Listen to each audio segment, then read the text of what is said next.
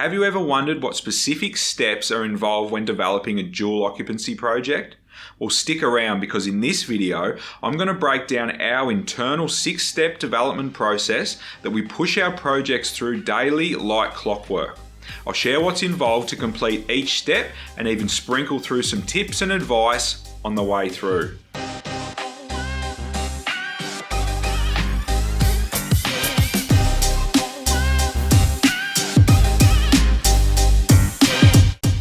Hi guys, I'm Peter Kelly from Little Fish Property Developments, where we help everyday landowners and would-be developers just like you maximise the value of their land and start building personal wealth through dual occupancy projects. On this channel, we share everything you need to know to deliver successful projects every time. So if this sounds like something you're into, consider subscribing and hit the bell notifications so you don't miss anything.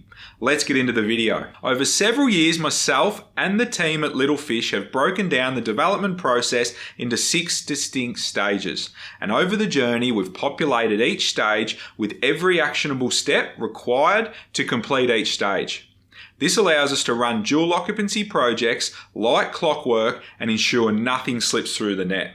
It's a living, breathing process that's always being updated as we learn new things. Yes, even we are learning all the time, as regulations and requirements are changing. It's this exact 6-stage process that significantly mitigates risk, guaranteeing the best outcome is achieved on every project. Throughout the video, I'll share with you the 6 stages and the various actionable steps required to complete each stage. Now, it's not practical to go through every actionable step for every stage, especially as it's somewhat of a moving target, but I'll make sure you know exactly what you need to be thinking about and working on in each stage. It's important to note that at any given time in a project, we can be working out at 2 or more stages. We can be finishing off a stage while we've already begun working through the next one.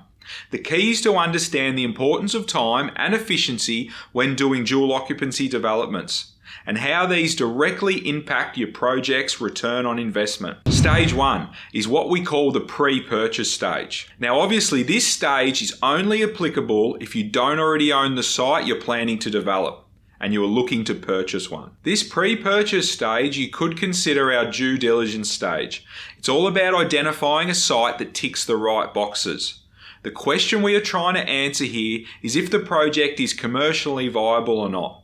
Just because a site can be developed doesn't mean it should. We are looking at the block dimensions, zoning, encumbrances, overlays, caveats, services such as power and water, if the site has a notable gradient that needs consideration, and of course the site's orientation, which can be critical when it comes to what can be achieved. In this pre-purchase stage, we are drilling right down into the numbers, looking at all the relevant costs and getting a clear understanding of what the potential sales might look like.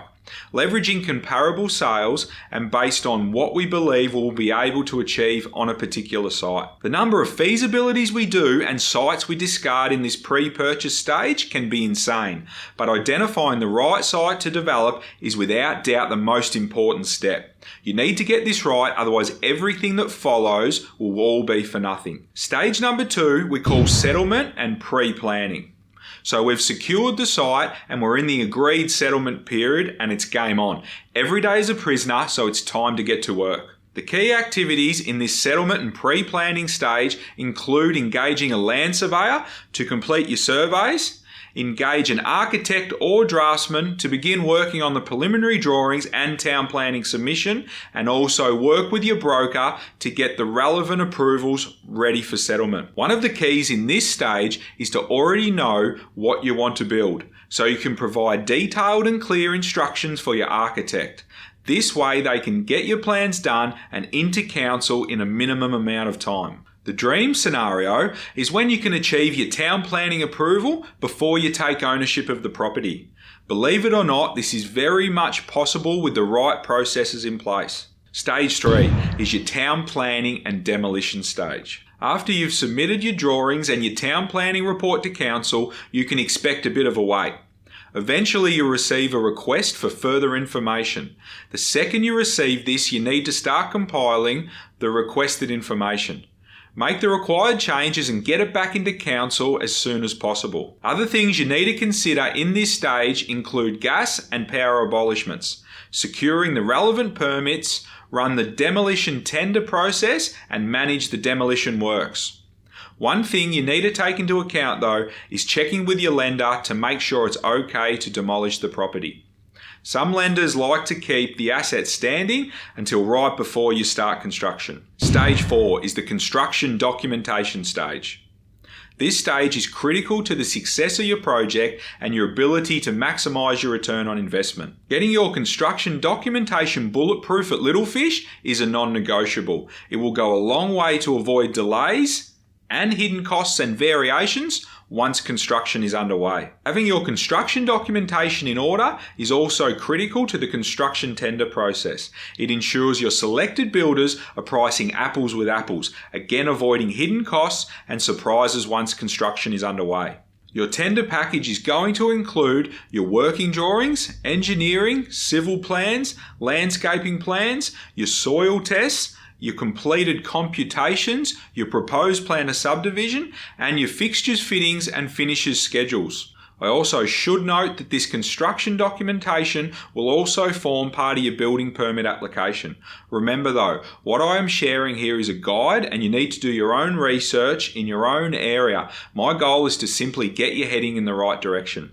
Stage 5 is the construction stage. You'd be forgiven if you thought this was just the construction of the development, but that's not the case. In this stage, we are running the tender process where we put the build out to a handful of builders we believe are best suited for this project. Assuming a builder you know or one that has been recommended to you is the right builder is a mistake, with the potential to become a huge mistake. Every development is going to be different, and you have countless factors that you need to consider, so it's important that we're horses for courses when running the tender process and selecting your builder. It's important you don't look for the cheapest builder.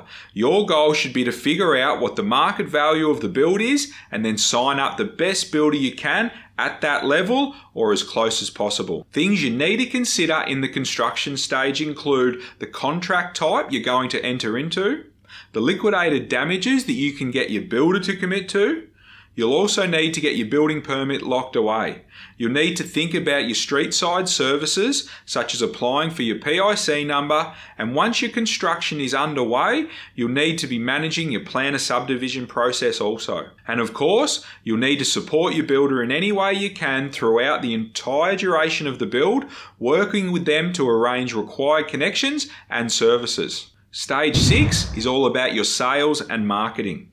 Some of the actionable steps in this stage are completed much earlier on in the process. So this sales and marketing stage, you get to chip away at things during the months prior when you have spare time.